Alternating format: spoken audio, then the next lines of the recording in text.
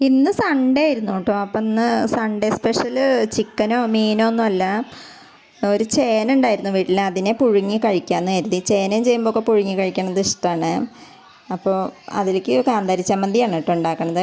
ചേച്ചിയുടെ അടുത്ത് പോയപ്പോൾ തന്ന ചേനയാണ്. അപ്പോൾ വലിയ ചേനയായിരുന്നു. അതിനെ ഒരു ചെറിയ കഷ്ണം മുറിച്ചെടുത്തിട്ട് കുഞ്ഞു കുഞ്ഞു കഷ്ണങ്ങളാക്കിയിട്ട് പെട്ടെന്ന് വേവിച്ചെടുത്തു. ചേന മുറിച്ച് കഴിഞ്ഞിട്ട് പെട്ടെന്ന് വേവിച്ചില്ലെങ്കിൽ ഭയങ്കര ചൊറിച്ചിലാവും കൈക്കൊക്കെ. അപ്പം അതിന് വേണ്ടിയിട്ട് ഗ്യാസിലാണ് കേട്ടോ പെട്ടെന്ന് വേവിച്ചെടുത്തു, ചൊറിച്ചിൽ മാറാൻ വേണ്ടിയിട്ട്. പിന്നെ ചെറിയുള്ളി മൈൽറ്റ് കാന്താരിയൊക്കെ കൂട്ടിയിട്ട് അരച്ച് കാന്താരി ചമ്മന്തിയും കൂടെ റെഡിയാക്കി. ചേനപ്പുഴുക്കും കാന്താരി ചമ്മന്തി നല്ലതാണ് കേട്ടോ. അതുപോലെ തന്നെ ചേമ്പാണെങ്കിലും ഇങ്ങനെ പുഴുങ്ങി കഴിക്കുമ്പോൾ കാന്താരി ചമ്മന്തി കൂട്ടി കഴിക്കുമ്പോൾ നല്ലതാണ്. അപ്പം നിങ്ങളിതുപോലെ ചേനയും ചേമ്പൊക്കെ പുഴുങ്ങി കഴിക്കുന്നവരാണെങ്കിൽ ഒന്ന് കമൻറ്റ് ചെയ്യണേ. അതോടൊപ്പം എൻ്റെ ചേനപ്പുഴുക്ക് നിങ്ങൾക്കൊക്കെ ഇഷ്ടപ്പെട്ടെങ്കിൽ സബ്സ്ക്രൈബ് ചെയ്ത് സപ്പോർട്ട് ചെയ്യണേ. ലൈക്ക് ചെയ്യാനും കമൻറ്റ് ചെയ്യാനും ഒന്നും മറന്നു പോവല്ലേ.